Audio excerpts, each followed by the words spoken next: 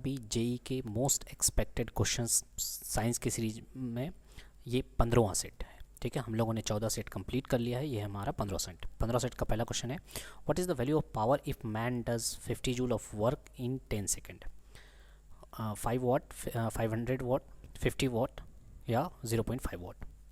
ठीक है, आप अगर इस सीरीज़ में कंटिन्यू हैं तो आपको पता है कि क्या करना है, कॉपी लेके बैठ जाना है। उसमें आपको 50, ये हम लोग 50 क्वेश्चन के सेट लगाने वाले हैं। इसमें आपको क्या करना है कि आपके कितने सही होते हैं उसको लिखना है। ठीक है, तो ए का आंसर हो जाएगा क्या, इसका हो जाएगा, ठीक है, 5 वाट। 5 वाट कैसे होता है सुनिएगा। पावर क्या होता है, रेट ऑफ डूइंग वर्क। ठीक है, रेट ऑफ डूइंग वर्क यानी कि वर्क अपॉन टाइम। तो वर्क दिया हुआ है हमारा 50 जूल और टाइम दिया हुआ है कितना, 10 सेकेंड। तो यहाँ से निकल जाएगा कितना हमारा 5 वाट। ठीक है, अगला question, which of the following is the correct reactivity order of metal reacting with dilute HCl? Magnesium, aluminium, zinc, iron. ठीक है, बोला गया कि इनमें से रिएक्टिविटी ऑर्डर जो है मेटल का, ठीक है, जब रिएक्ट करेगा डाइल्यूट HCl के साथ तो क्या होगा, किसका रिएक्टिविटी ज़्यादा होगा?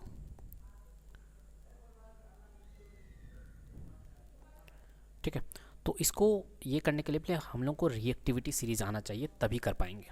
ठीक है, तो रिएक्टिविटी सीरीज़ क्या है कि ये रिएक्टिविटी सीरीज है potassium, sodium, calcium, magnesium, aluminium. ठीक है, इस तरह से ये रिएक्टिविटी सीरीज़ है, यानी जो ऊपर है वो मोस्ट रिएक्टिव है और जो नीचे है जैसे गोल्ड है वो लीस्ट रिएक्टिव होता है। ठीक है, तो इसको याद कैसे करना है, इसको याद करने के लिए मैंने एक ट्रिक बनाया है। ट्रिक वाली वीडियो यहाँ पे आई बटन पे क्लिक करके यहाँ पे ऊपर में, ठीक है, आप देख सकते हैं। ठीक है, तो इससे आपको आसानी से समझ में आ जाएगा कि कैसे याद करना है। तो देखिए, मैग्नीशियम ऊपर है अल्मोनियम से। ठीक है, मैग्नीशियम होगा, उसके बाद अल्मोनियम है, उसके बाद क्या है, उसके बाद जिंक है, उसके बाद आयरन है। ठीक है, तो ये सीक्वेंस आपको याद रखना पड़ेगा, तभी ये क्वेश्चन कर पाएंगे। Snell's law is associated with which of the following phenomenas? Phenomena of light, reflection, diffraction, dispersion या रिफ्रैक्शन।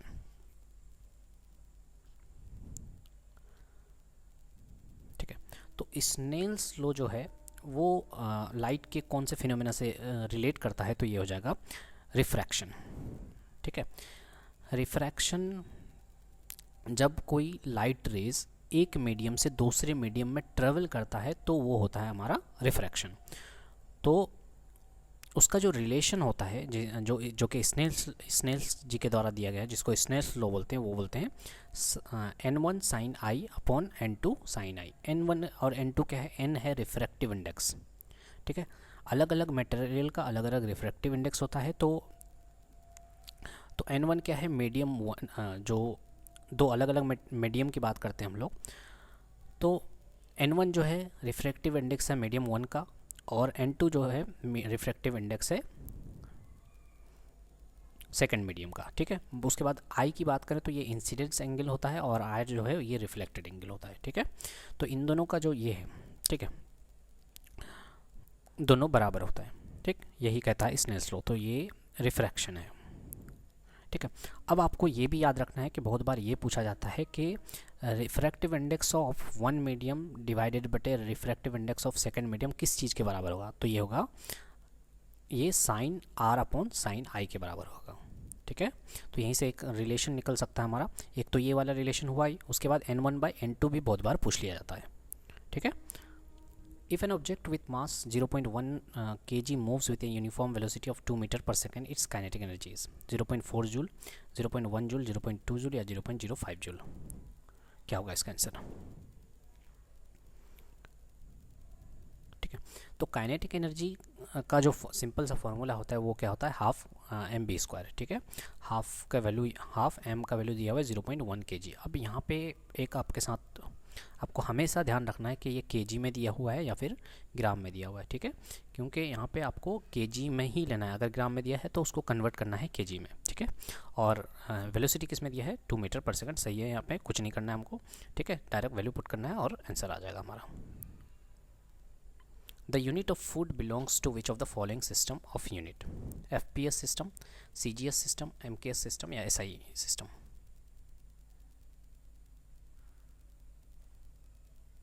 ठीक है,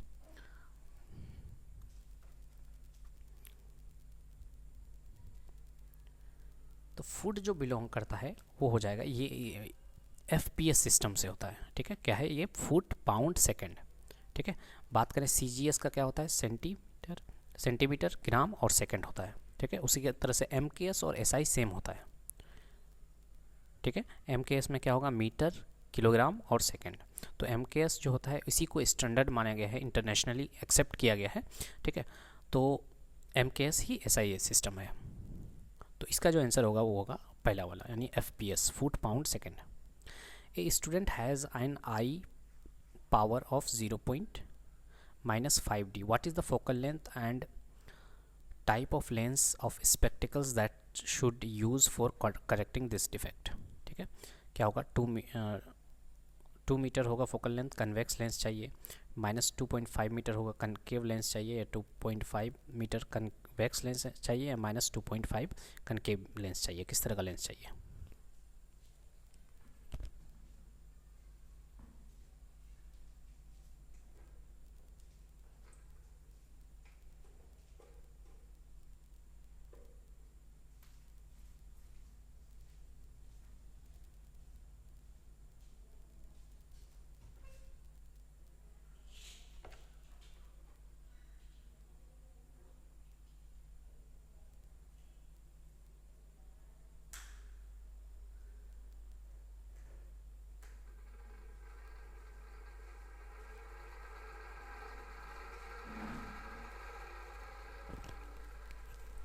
ठीक है, 1 मिनट रुकिए।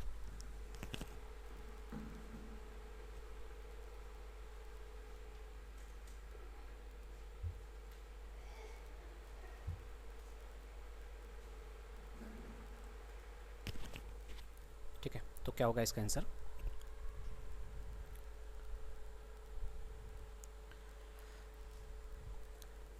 ठीक है, सबसे पहला बात तो ये होता है कि 0.5D का मतलब क्या है? डायप्टर है, D4, ठीक है। माइनस साइन ये इंडिकेट कर रहा है कि सबसे पहले हम लोग फोकल लेंथ निकाल लेते हैं, ठीक है। फोकल लेंथ क्या होता है? जो पावर है उसका क्या होता है? इन्वर्स में होता है, ठीक है। तो फोकल लेंथ यहाँ से निकल जाएगा हमारा, ठीक।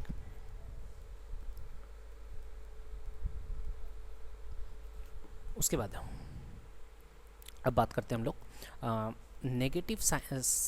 फोकल लेंथ अगर नेगेटिव साइन आ रहा है, नेगेटिव साइन का मतलब क्या होगा? कि लेंस हम लोग को डाइवर्जिंग नेचर का चाहिए, और डाइवर्ज करने वाला जो लेंस होता है वो कौन सा होता है? कनकेव लेंस होता है, ठीक है। तो सबसे पहले समझ में आ गया कि फोकल लेंथ कितना होना चाहिए, उस लेंस का फोकल लेंथ कितना होगा? तो -2। माइनस साइन क्या कह रहा है? कि डाइवर्जिंग नेचर का होना चाहिए। डाइवर्जिंग कौन सा लेंस होता है? कन्वेक्स लेंस होता है, ठीक है। अब ये समझिए कि माइनस में साइन दिया हुआ है, माइनस में आँख का जो पावर है वो माइनस में दिया हुआ है, ठीक है। तो इसका मतलब ये है कि कनकेव लेंस हम लोग जो यूज़ करते हैं वो मायोपिया को दूर करने के लिए यूज़ करते हैं, ठीक है। मायोपिया क्या होता है? जिसमें नज़दीक का दिखता है लेकिन दूर का नहीं दिखता, ठीक है। यानी कि अगर इस तरह का नेगेटिव वाला साइन रहेगा, जिसका भी पावर कोई बोलता है कि माइनस में मेरा पावर है, इसका मतलब क्या होगा? उसको नज़दीक का तो क्लियर दिखता है लेकिन दूर का नहीं दिखता है उसको, ठीक है। तो अब यहाँ पे एक सवाल और बनता है, वो ये है कि डाइवर्जिंग लेंस कौन सा हुआ? तो कनकेव लेंस हुआ। कनकेव लेंस से हम लोग किस तरह का बीमारी को दूर कर सकते हैं? मायोपिया दूर कर सकते हैं, ठीक है। उसके बाद एक और आपका कंसेप्ट ये है कि कनकेव लेंस में या मायोपिया में जो है आपका जो इमेज बनता है वो कहाँ पे बनता है? तो देखिए, मायोपिया में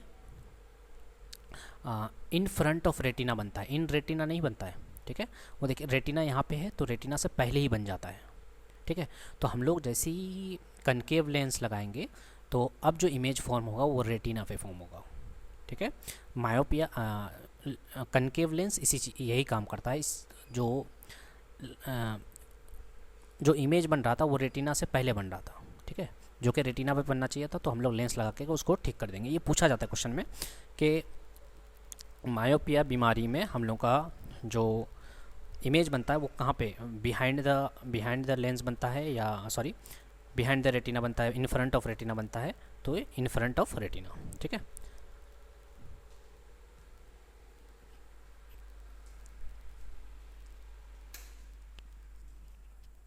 आगे, when an object moves in circular path, with uniform speed, its motion is called uniform circular motion, motion along a hemisphere, motion along a straight line, linear motion.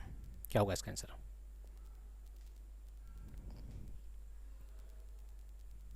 ठीक है, तो मैं अभी तक 7 क्वेश्चन में पहुंचा हूँ. ठीक है, 7 क्वेश्चन में मुझे 2-3 बार उठना पड़ा.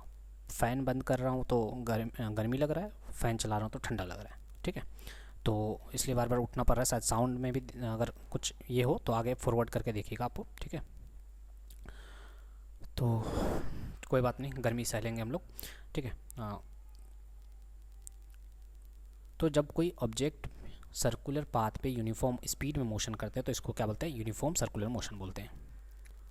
ठीक है, अगला question. The formula for the centre of mass of 2 particle system is. 2 particle है, किसी सिस्टम का हिस्सा है. ठीक है, 2 पार्टिकल किसी सिस्टम का हिस्सा है तो उसका सेंटर ऑफ मास कैसे निकालेंगे हम लोग?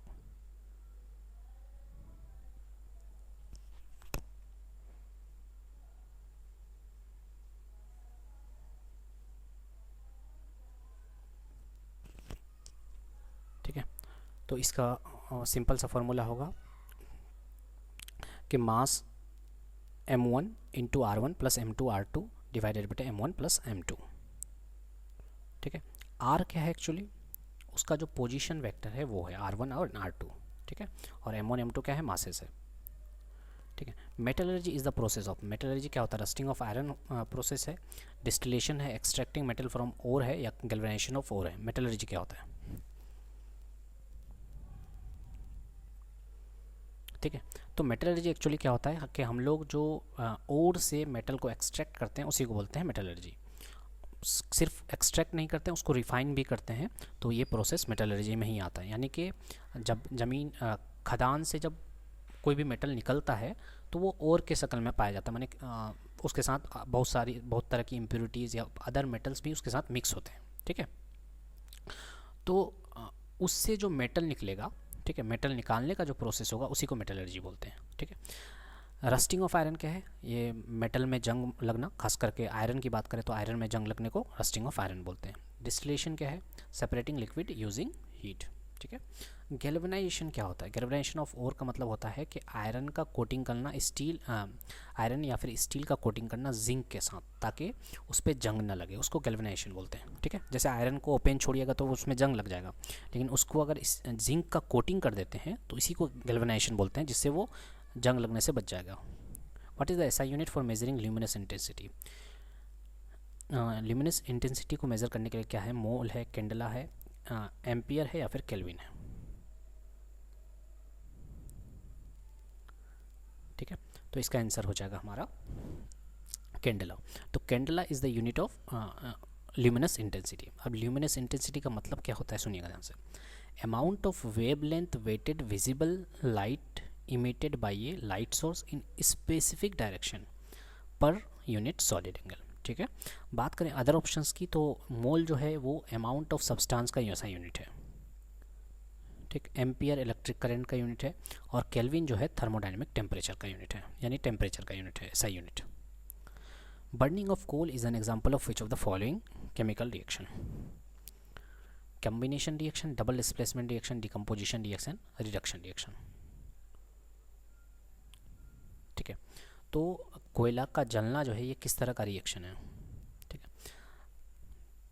तो जब मुझे ठीक ठाक पता नहीं था, ठीक है, तो उस टाइम मैंने डिकम्पोजिशन मारा था. ठीक है, और ये गलत हुआ था. ठीक है, डिकम्पोजिशन का मतलब क्या होता है? टूटना. तो मैंने सोचा था कि अच्छा कोयला को जलाते तो वो तो टूट जाता है, कुछ टूट करके छोटा छोटा पार्ट में बन जाता है, तो डिकम्पोजिशन हो गया. इस तरह का मैंने लॉजिकली ऐसे ही सोचा था. ठीक है, लेकिन एक्चुअली में होता क्या है? ये कम्बिनेशन रिएक्शन है. कम्बिनेशन रिएक्शन किसके कैसे है कि कोयला जो है एक्चुअली कार्बन का ही तो है, कोयला कार्बन ही तो है, वो उसके साथ कौन मिलता है? ऑक्सीजन मिलता है, तब जाके वो जलने लगता है. ठीक है, तो ये 2 रिएक्टेंट मिल करके एक प्रोडक्ट बना रहे, तो ये किस तरह का रिएक्शन हुआ? Combination reaction. ठीक है, charge on alpha particle is how many times the charge on proton? 4 times, 2 times, 3 times, या इक्वल?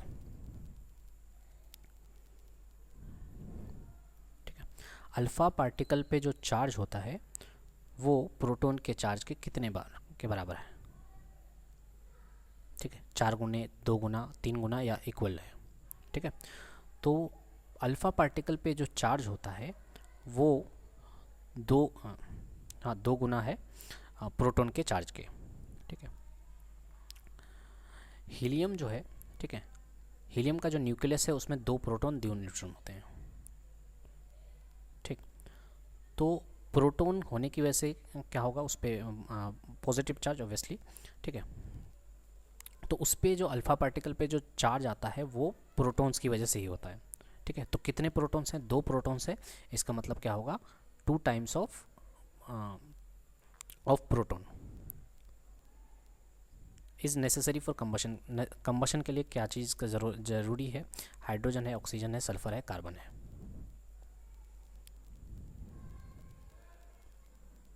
ठीक है। तो कंबशन के लिए यानी कि जलने के लिए ऑक्सीजन का ज़रूरत पड़ता है हम लोग को, ठीक है। ऑक्सीजन होगा तभी जलेगा, नहीं तो नहीं जलेगा।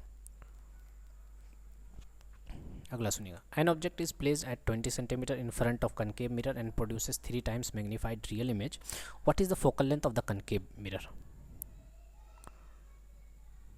ठीक है, बोला गया कि एक ऑब्जेक्ट है जो कि कनकेव मिरर के फ्रंट पे है, ठीक है। इमेजिन कीजिए कनकेव मिरर है, कनकेव मिरर के फ्रंट पे है, ठीक है। उसके बाद ये मैग्नीफिकेशन जो दे रहा है वो 3 टाइम्स दे रहा है, ठीक है। और क्या बन रहा है, रियल इमेज बन रहा है, ठीक है।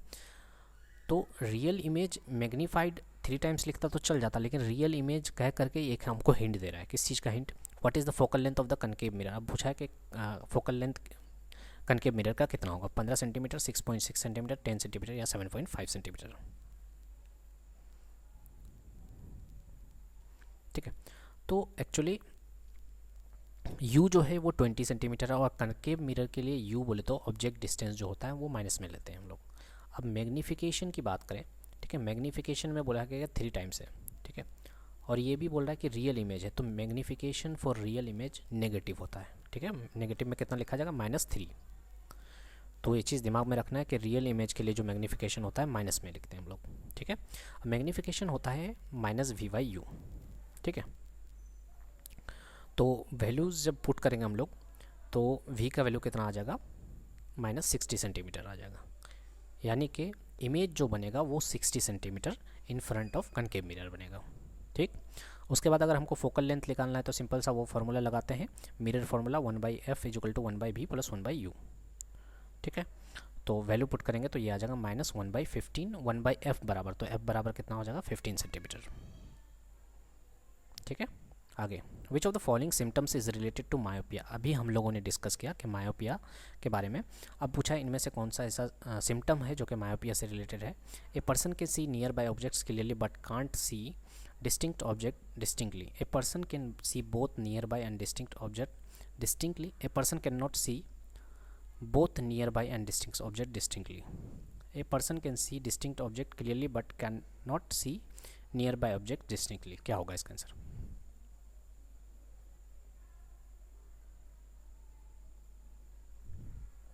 ठीक है। तो हम लोगों ने बात किया कि मायोपिया में है जो है, मायोपिया को शॉर्ट साइटेडनेस बोलते हैं, यानी कि दूर का देख पाना, ठीक है। और शॉर्ट साइटेडनेस का मतलब होता है नज़दीक का देख, जिसको नियर साइटेडनेस भी बोलते हैं। नज़दीक का देख पाएगा, दूर का नहीं देख पाएगा। तो देख लीजिए कौन सा आंसर है यहाँ पे, ठीक है।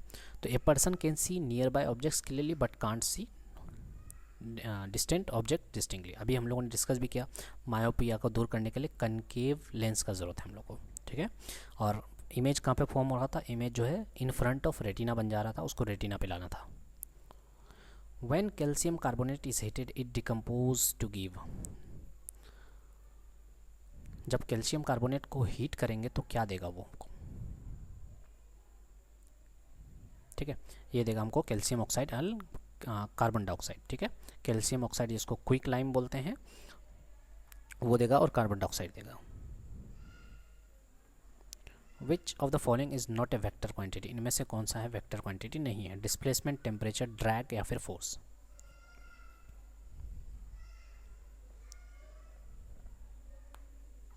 ठीक है, तो वेक्टर क्वांटिटी क्या होते हैं, जिसका मैग्नीट्यूड के साथ साथ डायरेक्शन भी हो, ठीक है, वो कहलाता है वेक्टर क्वांटिटी। तो डिस्प्लेसमेंट में मैग्नीट्यूड के साथ साथ वेक्टर की भी ज़रूरत है, ड्रैग भी वही है, ड्रैग मैग्नीट्यूड के साथ साथ आपको डायरेक्शन का भी ज़रूरत पड़ेगा, फोर्स में भी वही है, ठीक है। तो ये तीनों जो है डायरेक्शन डिपेंडेंट है, बट टेम्परेचर जो है डायरेक्शन इंडिपेंडेंट है, ठीक है। तो ये इसका आंसर क्या हो जाएगा, टेम्परेचर। वेक्टर क्वांटिटी नहीं पूछा है तो ये हो जाएगा टेम्परेचर, ठीक है। A device that can be use to test whether an object is carrying a charge और not is known as microscope, gyroscope, kaleidoscope या इलेक्ट्रोस्कोप, ठीक है। बोला गया कि वो कौन सा डिवाइस है जिससे हम लोग को पता चलेगा कि कोई भी ऑब्जेक्ट उसमें चार्ज है या नहीं है, ठीक है। तो इसका आंसर क्या हो जाएगा, इलेक्ट्रोस्कोप, ठीक है।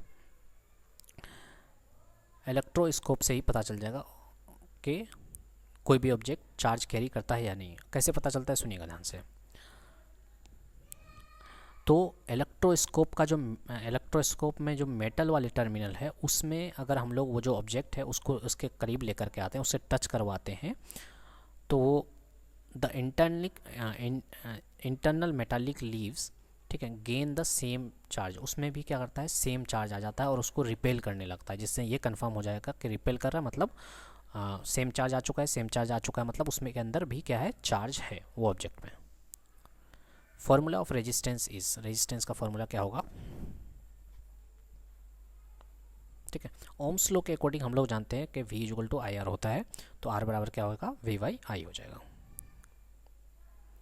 The law of constant proportion state that, law of constant proportion क्या चीज़ को बतलाता है, the total mass of reactant is equal to total mass of product in a chemical reaction, energy can not be created और destroyed, only transformed, the pressure of a gas is directly proportional to its temperature at constant volume, a given chemical compound always contain its component elements in a fixed ratio by मास।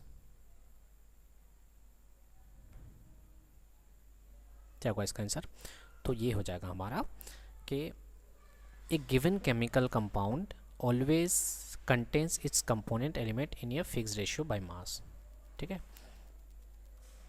तो जैसे water molecule या water का जो compound है, ठीक है, water H2O जो बोलते हैं, उसके जो कंपोनेंट्स होंगे या उसके जो एलिमेंट्स होंगे वो फिक्स्ड रेशियो में हमेशा होते हैं मास, ठीक है।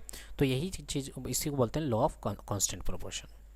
बाकी बात करें कि टोटल मास रिएक्टेंट पे और प्रोडक्ट पे अगर इक्वल ही होगा, ये किसी भी केमिकल रिएक्शन में ये होता है law of conservation of mass, ठीक है।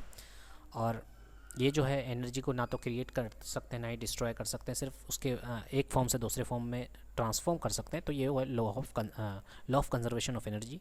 अब C नंबर जो ऑप्शन है वो है आपका गैलोजक लॉ, जिसमें ये कह रहा है कि प्रेशर जो है वो डायरेक्टली प्रोपोर्शनल होगा टेम्परेचर के एट कांस्टेंट वॉल्यूम, ठीक है। What is the magnitude of maximum disturbance in the medium on either side of mean value called oscillation, amplitude, frequency या wavelength?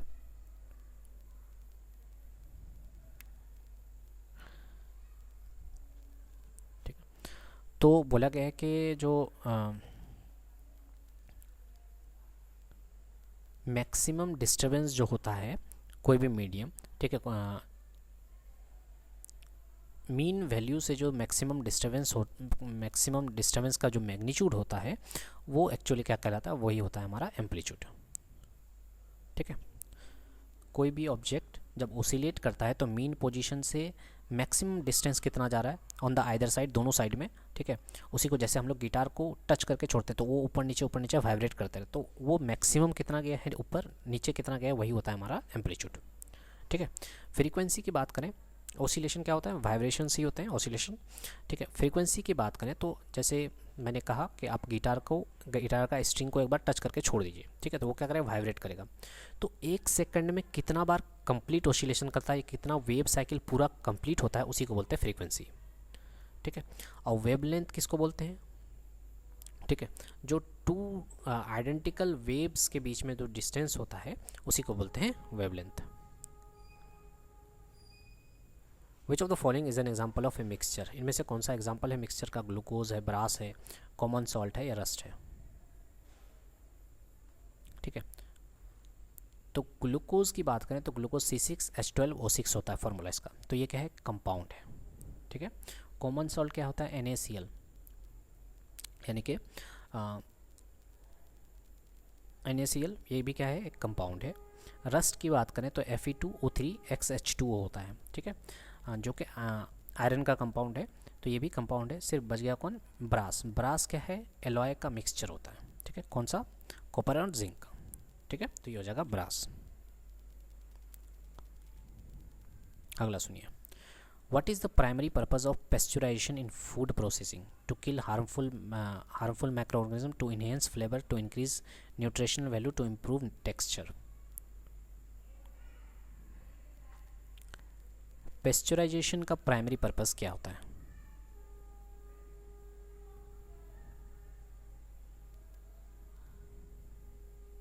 ठीक है, तो इसका आंसर होगा हमारा to kill harmful microorganisms.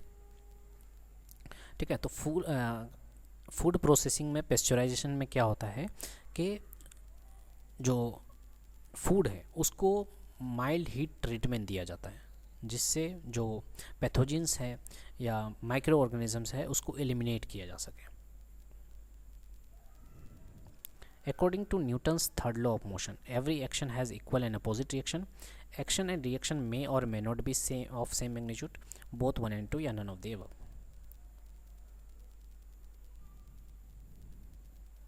ठीक है, तो न्यूटन्स का जो तीसरा लॉ है वो बोलता है every action has equal and opposite reaction, और यहाँ पे बोला है कि यहाँ पे क्या बोला गया, सेकंड स्टेट में मे और may not be of same magnitude, जबकि क्या होता है, सेम मैग्नीट्यूड का ही होता है। तो बी नंबर ऑप्शन गलत हो गया, मतलब सी नंबर अपने आप ही गलत हो गया, क्योंकि यहाँ पे बोथ 1 एंड 2 बोला है, तो ए नंबर इसका सही आंसर हो जाएगा। ठीक है, तो इक्वल एंड अपोजिट रिएक्शन भी लगता है और सेम मैग्नीट्यूड का भी लगता है। ठीक है, what is the chemical name of dry S? Dry S के केमिकल नेम क्या होता है?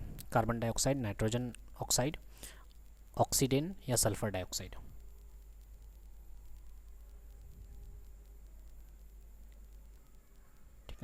तो ड्राई आइस का जो केमिकल नेम होता है वो होता है कार्बन डाइऑक्साइड।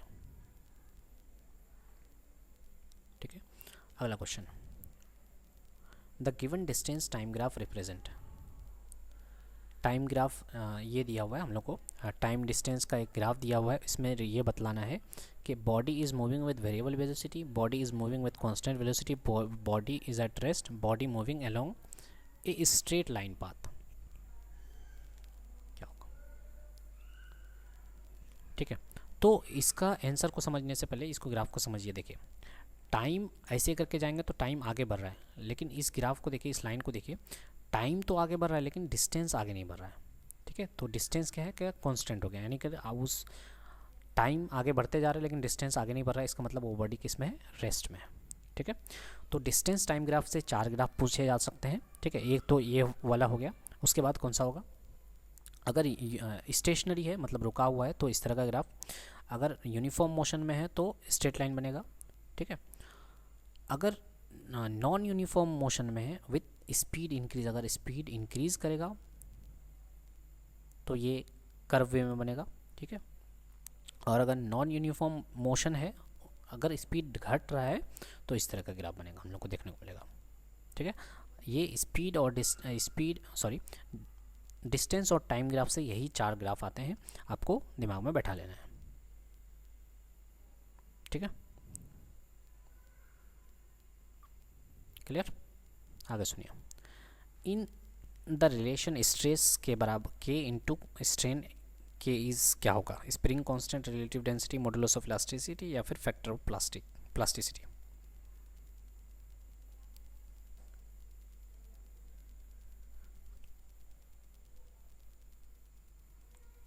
हुक्स लॉ के अकॉर्डिंग जो हम लोग बात करते हैं कि stress directly proportional to strain, तो ये के क्या है, के है मॉडुलस ऑफ इलास्टिसिटी। ठीक है, तो क्या हो जाएगा K modulus of elasticity of material हो जाएगा। What is the term use to describe the process by which water from ocean, lakes, river is converted into vapour and rises into atmosphere? Evaporation, precipitation, condensation या transpiration?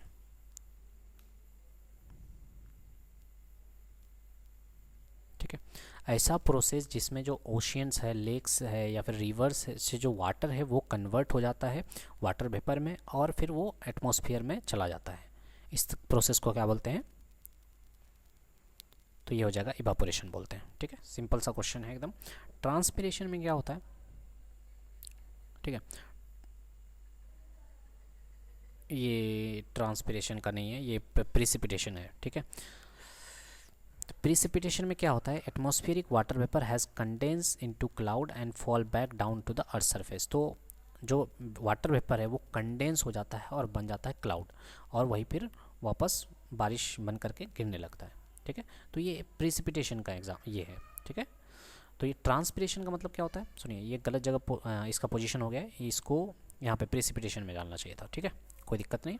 Transpiration क्या होता है, transpiration में होता है कि प्लांट जो excess water लेता है वो लीव्स के थ्रू वाटर वेपर के फॉर्म में उसको रिलीज कर देता है, उसी को ट्रांसपिरेशन बोलते हैं। ठीक है, कंडेंसेशन किसको बोलते हैं, ठीक है, कंडेंसेशन जैसे बोले कि वाटर वेपर का फिर से आपका ठंडा होकर के लिक्विड बन जाना, उसको बोलते हैं कंडेंसेशन। ठीक है, तो समझ लीजिए एवापोरेशन यहाँ पे इसका है। उसके बाद प्रिसिपिटेशन ये वाला है। ठीक है, जिसमें बोला गया कि वाटर वेपर कंडेंस होकर के क्लाउड बन जा रहा है और वो फिर से वापस रेन बन करके ज़मीन पे आ जाता है। As the object covers unequal distance in equal interval of time it is said to be dot dot motion, uniform motion, linear motion, non uniform motion या इक्विलिब्रियम। जब कोई ऑब्जेक्ट जो है अनइक्वल डिस्टेंस कवर करता है equal interval of time में, तो इस तरह का मोशन को हम लोग क्या बोलते हैं, तो इस तरह का मोशन को बोलते हैं नॉन यूनिफॉर्म मोशन। ठीक है, यहीं पे अगर ऐसा रहता कि equal distance in equal interval of time, यहाँ पे है अनइक्वल। ठीक है, तो अनइक्वल है तो ये हो जाएगा नॉन यूनिफॉर्म, अगर इक्वल होता तो ये हो जाएगा यूनिफॉर्म मोशन। ठीक है, which of the following changes will be observed when copper wire is dipped in aqueous solution of silver nitrate for some time. ठीक है, बोला गया कि जब हम लोग कॉपर वायर को किसी सिल्वर नाइट्रेट के एक्वस सॉल्यूशन में डालते हैं तो क्या चीज़ देखने को मिलता है।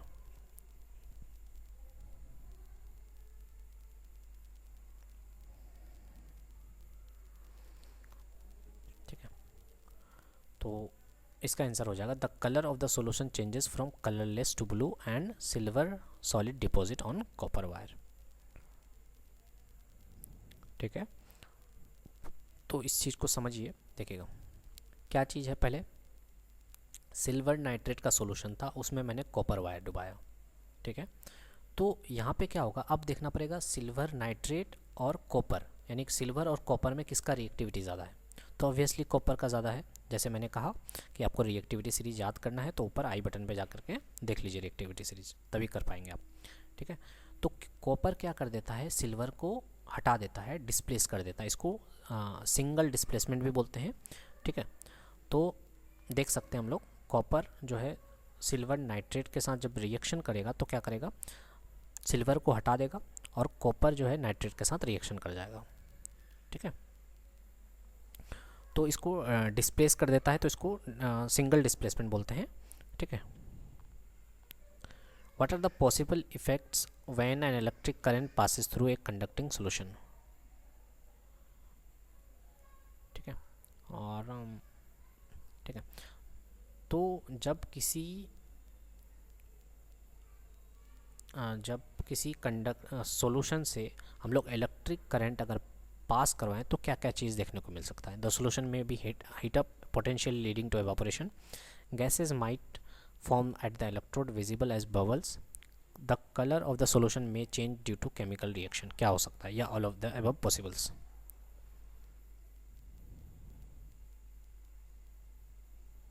ठीक है, तो जब भी किसी कंडक्टिंग सॉल्यूशन से हम लोग इलेक्ट्रिक करंट पास कराएंगे तो ये सारे आपको जो है रिजल्ट देखने को मिल सकते हैं। क्या हो सकता है कि सॉल्यूशन हीट अप हो जाएगा, वहाँ पे इवापोरेशन भी हो सकता है, तो गैसेस बन सकते हैं और बबल हम लोग को देखने को मिल सकता है। उसके बाद कलर भी चेंज हो सकता है। ठीक है, तो ये सारी पॉसिबिलिटीज़ हैं। Speed is a scalar quantity, velocity is a vector quantity, displacement is a scalar quantity. All are true, 1 2 true, 3 false, 1 3 true, 2 false, 2 3 true, 1 false. ठीक है, स्केलर क्वांटिटी क्या होता है? जिसके लिए सिर्फ मैग्नीट्यूड की काफ़ी है, डायरेक्शन की ज़रूरत नहीं पड़ती, उसको स्केलर क्वांटिटी कहते हैं। वेक्टर क्वांटिटी क्या है? जिसके साथ मैग्नीट्यूड के साथ साथ डायरेक्शन की भी ज़रूरत पड़ती है, डायरेक्शन भी होगा। ठीक है, तो वेलोसिटी जो है ये vector quantity, speed scalar quantity है, डिस्प्लेसमेंट भी वेक्टर क्वांटिटी होता है। ठीक है, तो इसका आंसर हो जाएगा 1 एंड 2 तो ट्रू है, लेकिन थर्ड जो है ये फॉल्स है, क्योंकि डिस्प्लेसमेंट जो है ये वेक्टर क्वांटिटी है, यहाँ पे स्केलर लिखा हुआ है। The magnetic effect of electric current was first observe by which scientist? Thomas Edison, Hans Christian Oersted, Albert Einstein या निकोला टेस्ला?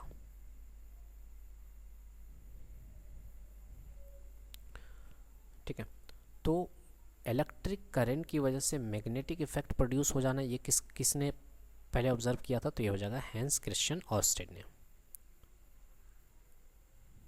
ठीक है, तो ये इन्होंने देखा कि जब हम लोग किसी करंट कैरिंग वायर के पास जो मैग्नेटिक कंपास है उसको लेकर के आते हैं, वो डिफ्लेक्ट हो जाता है, और उसका डिफ्लेक्शन का मतलब वहाँ पे कुछ ना कुछ मैग्नेटिक प्रभाव है, तभी डिफ्लेक्ट हो रहा है मैग्नेटिक कंपास। ठीक है, तभी उनको पता चला कि मैग्नेट और इलेक्ट्रिसिटी का एक रिलेशन है। ठीक है, जिन्होंने उसको एक साथ लिंक करके क्या नाम दिया? इलेक्ट्रोमैग्नेटिज्म। अगला, an echo returned in 2 seconds. What is the distance of reflecting surface from the source given the speed of the sound is 342 meter per second? ठीक है, तो बोला गया कि इको को रिटर्न होने में 2 सेकंड लग जा रहा है। डिस्टेंस जो है सोर्स से जो ऑब्जर्वर है या फिर ठीक है जो सुन रहा है उसका आवाज़ को, उसके बीच में जो दूरी है, sorry, what is the distance of the reflecting surface from the source, तो उसका स्पीड दिया हुआ है, डिस्टेंस पूछ रहा है। ठीक है, तो इको जब भी जाता है और आता है तभी तो इको सुनाई देता है, माने डबल डिस्टेंस मेजर होता है यहाँ पे। ठीक है, तो डबल डिस्टेंस को कवर करने के लिए उसको 2 सेकंड लग रहा है। ठीक है, तो अगर हम लोग निकालें डिस्टेंस, तो डिस्टेंस क्या हो जाएगा? 2d बराबर स्पीड इंटू टाइम हो जाएगा, क्योंकि डबल डिस्टेंस जाने और आने में। ठीक है, 2 सेकंड बाद सुनाई दे रहा है, तो इसको सॉल्व करेंगे तो d बराबर कितना हो जाएगा? 342 हो जाएगा। Magnification produce by a lens is related to the object distance u and the image distance v. The relation is given by v by u, v minus u, u by v या u minus v। Lens का जो magnification होता है वो होता है image distance बटे object distance होता है। ठीक है, इमेज डिस्टेंस बटे ऑब्जेक्ट डिस्टेंस होता है, यानी कि वी बाई यू होता है। या फिर अगर हाइट में बात करें तो क्या होता है? Height of image by height of object होता है। Which type of irrigation is practice when water supply is too low at a level to run by gravitation of the land? Lift irrigation, river canal irrigation, flow irrigation या inundation irrigation?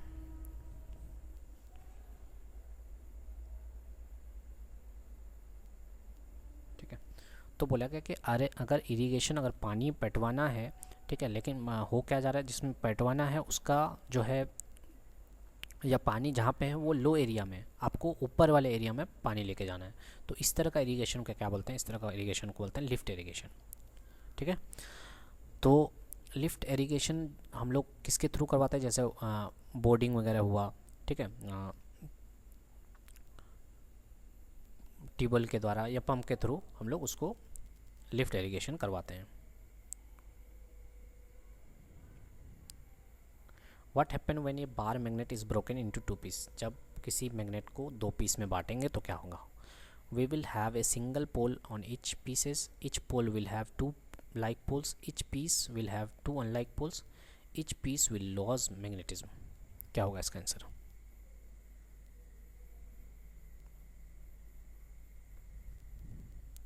ठीक है, जब भी कोई magnet टूटता है, ठीक है, जब भी कोई मैग्नेट टूटता है तो वो क्या हो जाता है? एक नया मैग्नेट बन जाता है, यानी कि उसमें भी मैग्नेट नॉर्थ पोल और साउथ पोल होगा।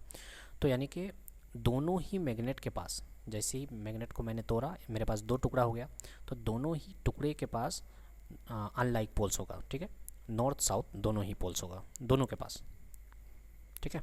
और आपके पास कितना मैग्नेट बन जाएगा, 2 मैग्नेट बन जाएगा।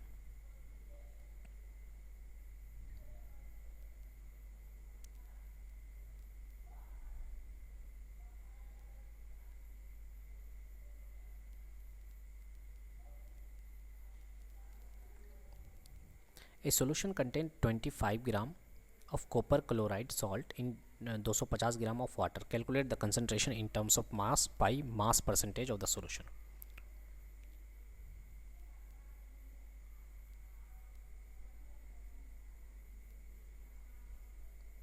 ठीक है, तो बोला गया कि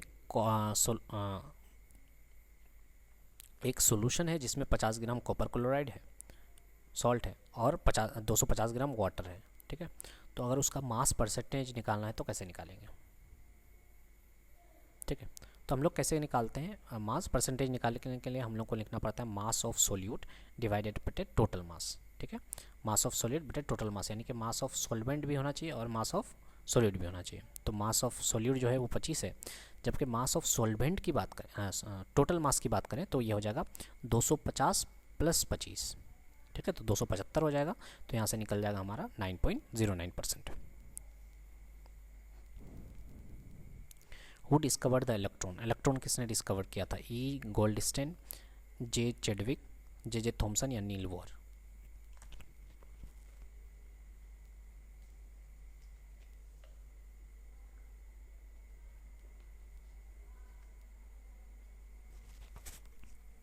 ठीक है, तो इसका आंसर हो जाएगा जे थॉमसन ने इलेक्ट्रॉन को डिस्कवर किया था। बात करें चेडविक की तो इन्होंने न्यूट्रॉन को डिस्कवर किया था, और नील बोहर की बात करें तो इन्होंने क्वांटम मॉडल दिया था एटॉम का, ठीक है। अगला question, fuse wire works on the basis of magnetic effect of electric current, chemical effect of electric current, thermal effect of electric current या इलेक्ट्रोमैग्नेटिक इंडक्शन।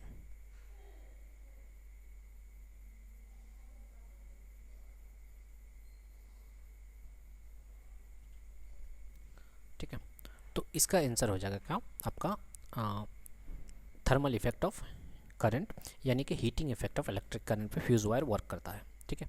बात करें अगर एमसीवी की, यहीं पे अगर होता है फ्यूज वायर की जगह अगर हो जाता है एमसीवी वर्क्स, एमसीवी जो वर्क करता है वो magnetic effect of electric current पे वर्क करता है, ठीक है। तो फ्यूज वायर के लिए क्या हो जाएगा, thermal effect of electric current, या फिर इसी को बोलते हैं हम लोग heating effect of electric current, ठीक है।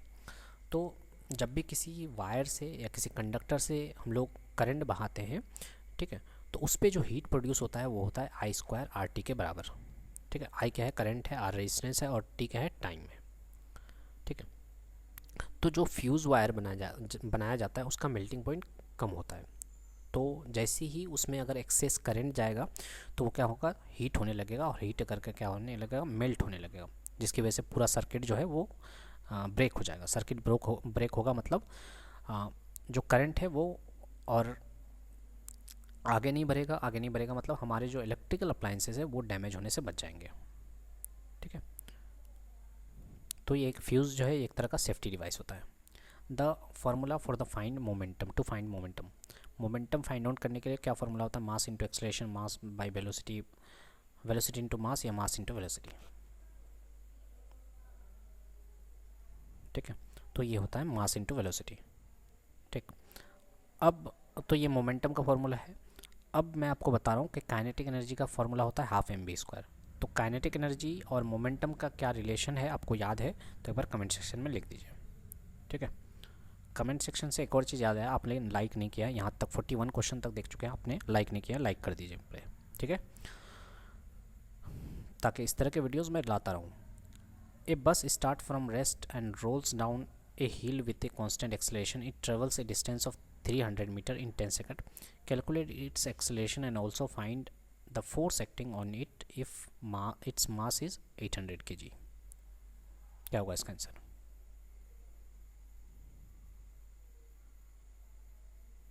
ये बस जो है स्टार्ट हो रहा है रेस्ट से, ठीक है, यानी इनिशियल स्पीड जो है, इनिशियल वेलोसिटी जो है वो ज़ीरो है, ठीक है, और डाउन द हिल जा रहा है कांस्टेंट एक्सेलरेशन से, ठीक है, एक्सेलरेशन कांस्टेंट है। अब डिस्टेंस दिया हुआ है 300 मीटर और टाइम दिया हुआ है, तो एक्सेलरेशन निकालने के लिए बोला है, तो हम लोग को पहले सोचना पड़ेगा। डिस्टेंस दिया हुआ है, टाइम दिया हुआ है, एक्सेलरेशन कौन से फार्मूला से निकल सकता है। ठीक है, तो इक्वेशन ऑफ मोशन में हम लोग घुसेंगे, घुस करके वहाँ से सोचिए तीन इक्वेशन ऑफ मोशन है, उसमें से कौन सा लगाएंगे। तो ये हो जाएगा एस बराबर U T plus half A T square लगाएंगे, यानी कि क्योंकि डाउन द हिल जा रहा है तो यहाँ पे जी ए के जगह पे क्या हो जाएगा, जी टी स्क्वायर हो जाएगा। ठीक है, जी का वैल्यू 10 अगर मानते हैं हम लोग, ठीक है 10 मानिए, या फिर 10 दिया हुआ है क्या, नहीं दिया हुआ है, तो हम लोग 9.8 भी मान सकते हैं।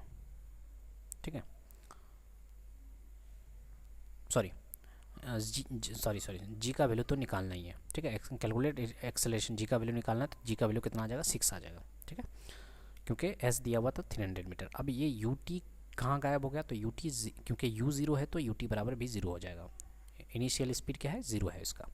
ठीक है, फोर्स बराबर मास इंटू एक्सेलरेशन होता है, क्योंकि मास हम लोग को दिया हुआ है 800 ग्राम के जी। ठीक है, ग्राम में रहता तो कन्वर्ट करना रहता, और एक्सेलरेशन हमारा 6 आ चुका है। ठीक है, अब बताइएगा एक्सेलरेशन ड्यू टू ग्रेविटी का यूनिट क्या होता है। ठीक है, तो इसका आंसर होता है मीटर पर सेकंड का स्क्वायर। ठीक है, इफ़ ए, तो यहाँ पे अच्छा दिया हुआ भी दिया। ठीक है, तो ये हो जाएगा D number answer. If a person moves a trolley for a distance of 10 meter with a force of 50 newton, then work done is.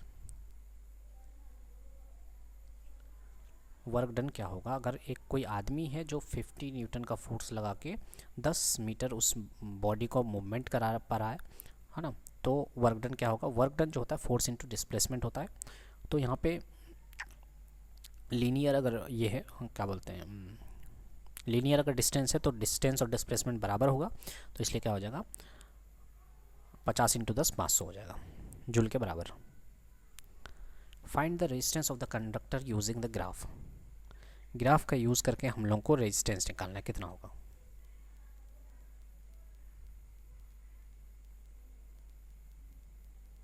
ठीक है, कर लिया होगा उम्मीद करते हैं। तो आप कहीं से भी एक करस्पॉन्डिंग वोल्टेज लीजिए, और एक आपका रेजिस्टेंस का फॉर्मूला क्या होता है, ओम्स लॉ के अकॉर्डिंग V बराबर आई आर, तो R बराबर क्या होता है, V अपॉन आई, यही तो होता है। ठीक है, तो कहीं पे भी लीजिए आप, कोई भी वोल्टेज लीजिए, मान लेते हैं वोल्टेज लिए 12, तो इसके कॉरस्पॉन्डेंस में करंट कितना है, 20 है। ठीक है, तो यहाँ से हम लोग निकाल सकते हैं कितना आ जाएगा हमारा, R is equal to V upon I. तो मैंने जैसे यहाँ पे एक एग्जाम्पल ये लिया है, एक पॉइंट लिया है, कौन सा, 6 वाला।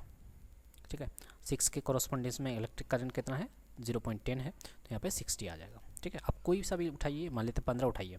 ठीक है, 15 के कॉरस्पॉन्डेंस में इलेक्ट्रिक करंट 0.25 है। ठीक, या फिर यहाँ पे 9 उठाइए, 9 के कॉरस्पॉन्डेंस में कितना है, 0.15 है, तो 15 6 के 90, 6 आ जाएगा।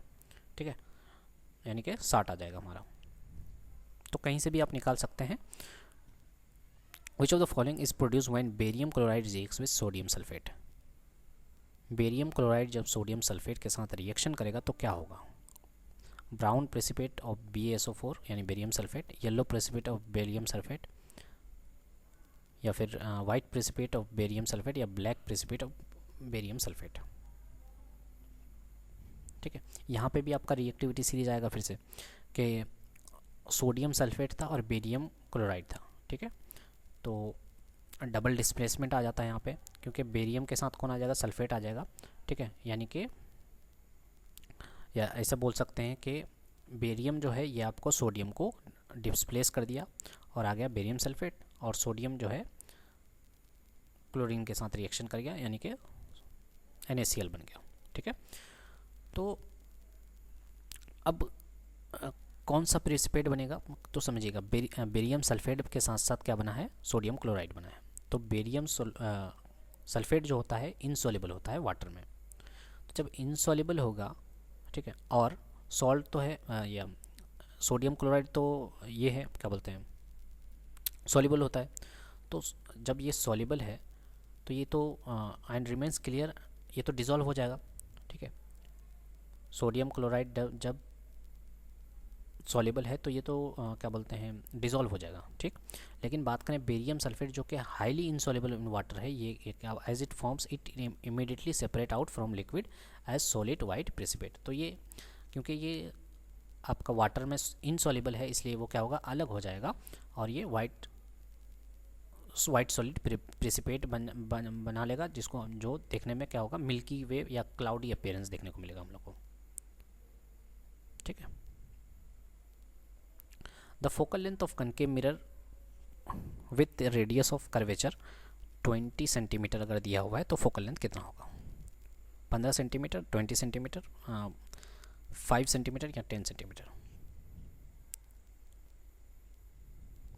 ठीक है। तो रेडियस ऑफ कर्वेचर और फोकल लेंथ का रिलेशन ये है कि रेडियस ऑफ कर्वेचर का आधा होता है फोकल लेंथ। तो रेडियस ऑफ कर्वेचर अगर 20 दिया हुआ था तो फोकल लेंथ कितना हो जाएगा? 10 हो जाएगा। ठीक है।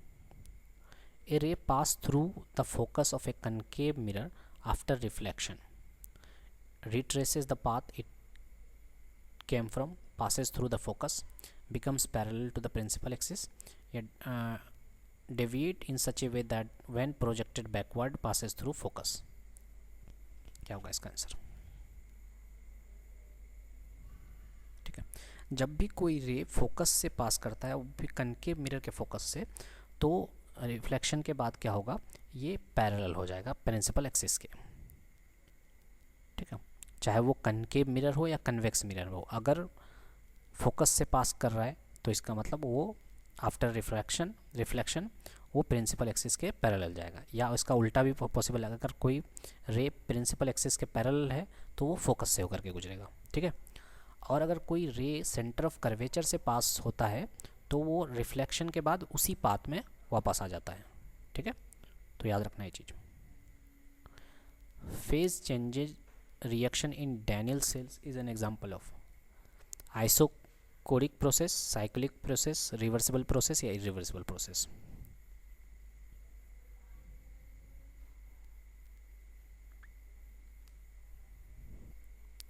डैनियल सेल में फेज चेंज जो रिएक्शन है किस तरह का प्रोसेस है? ठीक है। तो ये हो जाएगा रिवर्सिबल प्रोसेस है।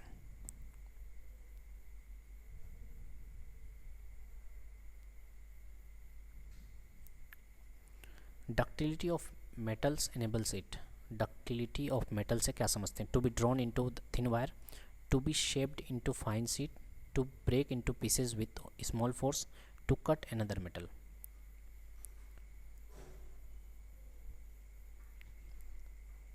डक्टिलिटी ऑफ मेटल से क्या समझ रहे हैं? ठीक है। तो डक्टिलिटी ऑफ मेटल से ये समझते हैं कि मेटल को अगर वायर में बदल सकते हैं हम लोग तो उसको वो मेटल का डक्टिलिटी है। ठीक है। जितना ज़्यादा वायर में बदलेगा उतना ज़्यादा डक्टिलिटी अच्छा होगा। ठीक है। उसी तरह से अगर तो इसका आंसर तो डक्टिलिटी का मतलब क्या होगा? वायर में बदलने को। ठीक है। लेकिन अगर शीट की बात करें कि कोई मेटल है जिसको शीट में बदल सकते हैं तो उसका मेलिएबिलिटी है। ठीक है। वो उसका मेलिएबिलिटी। तो अगर पूछा जाए best ductile and malleable metal तो वो हो जाएगा गोल्ड। गोल्ड जो है सबसे अच्छा से वायर में बदल सकते हैं और शीट में भी उसको आसानी से बदल सकते हैं। तो best ductile and malleable metal जो होगा वो होगा gold. Which of the following compounds get precipitated when lead nitrate solution is mixed with sodium iodide solution? Sodium nitrate, lead iodide, lead nitrate, sodium nitrate. ये question मैंने जानबूझ के पुराना वाला उठाया है। ठीक है। आप इस क्वेश्चन को सेट 2 या सेट 3 में मिलेगा ये क्वेश्चन आपको। ठीक है। यानी कि आपने वो देखा है तो आपको पता होना चाहिए कि क्या होगा इसका आंसर। एक क्वेश्चन मैंने रिवीजन के लिए रखा है ये वाला। ठीक है। तो याद आया आपको? ठीक है। तो बोला गया कि जब लीड नाइट्रेट सॉल्यूशन को मिक्स करेंगे सोडियम आयोडाइड सॉल्यूशन के साथ तो बनेगा क्या? तो बनेगा हमारा लीड आयोडाइड। ठीक है। ठीक है। ये क्वेश्चन ऑलरेडी हम लोगों ने डिस्कस किया है। ठीक है।